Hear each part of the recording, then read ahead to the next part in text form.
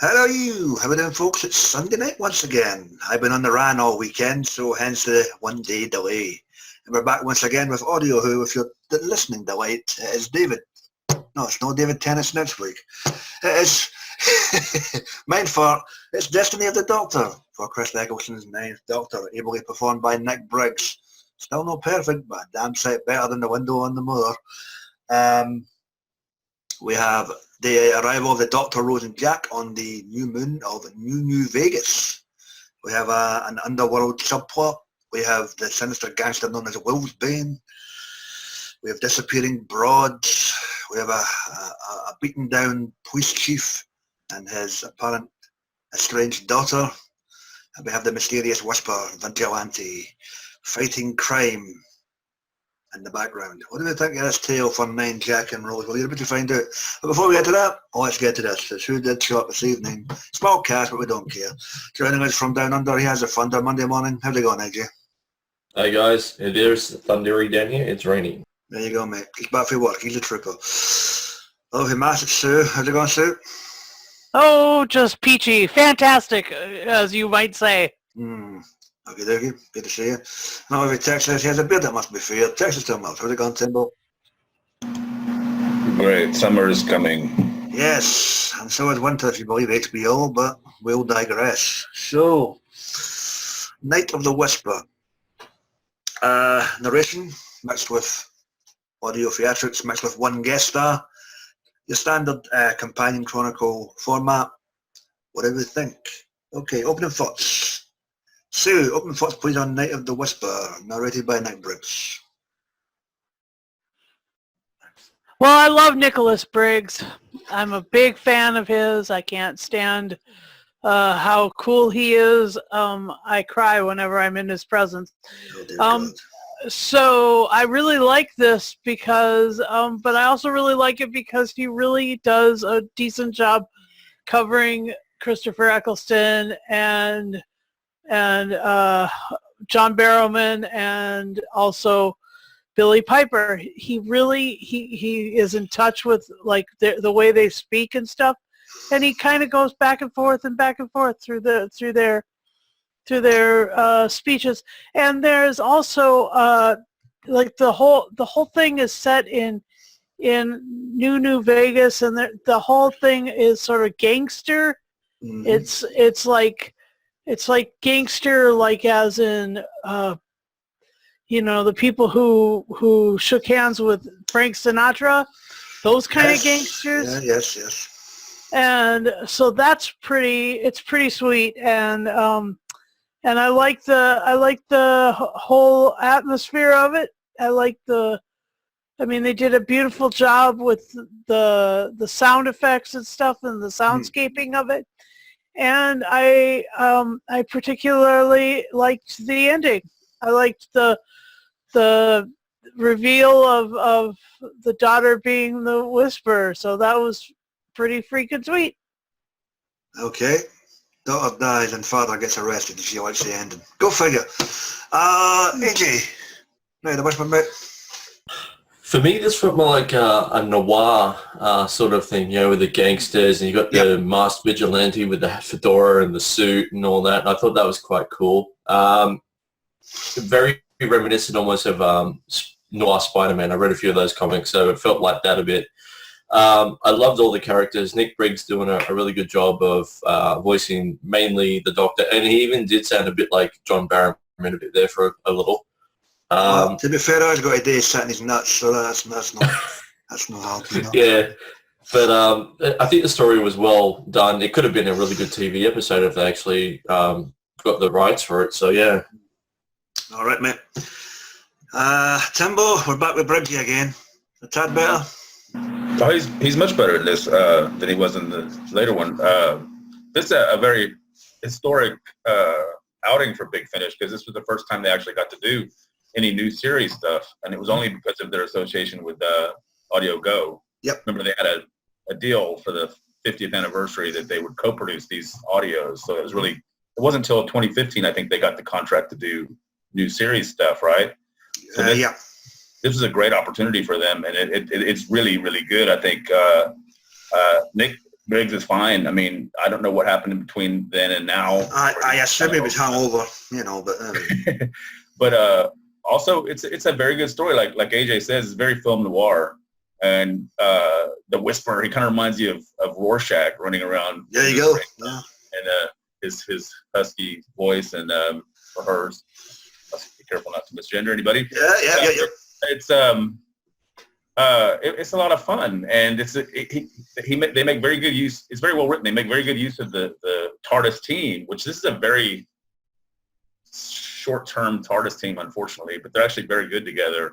I like Jack before Torchwood. I think he was a great companion for the Ninth Doctor, and I think it'd be great to have more of that with the original Rose, which everybody liked, and not the one that everybody hates. Yeah. Yep. So he makes good use of all the characters, and it tells a really compelling story. It's really good how the Doctor kind of takes a back seat to most of the action as well. At the end of the story, he just lets the characters make up their own minds as far as, and he like pushes them to make the right decision, which, like you said, it's a bit tragic at the end with the death of the daughter who was already dead, and then the guy goes to jail, but he's going to be mayor one day anyway, because we've already got the future Doctor telling him, hey, don't keep your eye on this guy, don't let him croak. Yeah. So that's clever too. So yeah, I enjoyed it very much. Yeah, and I enjoyed this too. This was much better than Window on the Moor. I don't know what the hell happened, but yeah, the genre was really, really good. It was interesting for 50 odd minutes. It really kept you in the loop, whatnot. But all in all I can say is really enjoyable outing, and there's a shadow just arrived. Speaking of out of the darkness, like Darkwing Duck, it's Philip Archer. How we doing, Phil? Philip, I'm blind, I can't elaborate.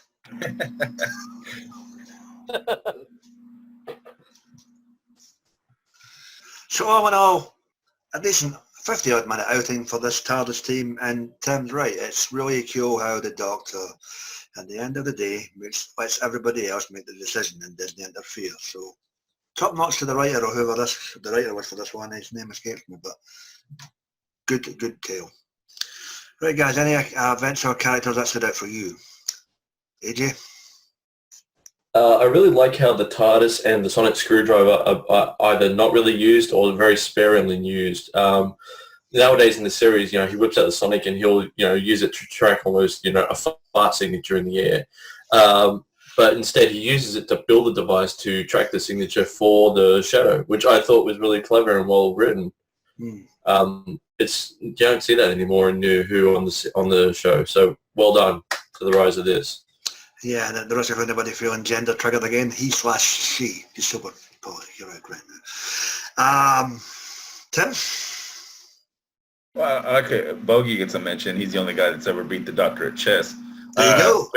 But it's I also like too how the story opens and they're already in the middle of the adventure. In other words, Rose is undercover as a waitress, and Jack's undercover at this newspaper or something. So it's like already at play, and the Doctor doesn't even turn up till about 15 minutes in, which is cool. I mean, it's he's already got his plan going, so I think that's a cool approach to it, and it makes for a very unusual adventure, but it all comes together very well. So I would concur with that. The cop, the waitress, and the reporter sounds like some type of sleazy 1950s fucking novel. I love the way you completely forget, even though this whole series, the 11th Doctor shows up at least one point in the episode to guide the whichever Doctor to tell him, impart some wisdom and say, hey, you know what, I need a favor, and so. That's and you forget that's going to happen when you listen to it. So when it happens, you're like, oh, cool. 11th here. Sorry. No, you go. Well, also they brought in the Bad Wolf aspect too, which was. Oh yeah, the wee reference. Yeah. Yeah, so that's cool too. Yep, we're getting close to Bad Wolf here. Sue, anything? Yeah, that's what I was going to mention. The Bad Wolf thing. I thought that it was intriguing how